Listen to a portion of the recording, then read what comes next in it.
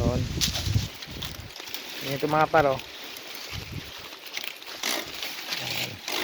Gagano din lang siya.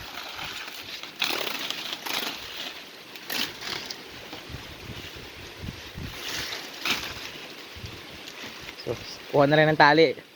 Diyan na rin kukuha ng tali, panali. Diyan na rin kukuha na din. Ayan mga paro. Ganun lang. Walang masasayang. Di mo masayang kasi maraming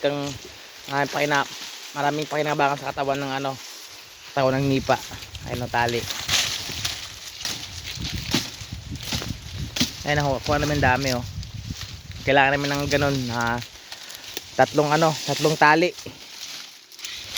Na siguro titimbang na sa isang tali, titimbang na mga 25 kilos sa isang tali, sa isang ganyan no.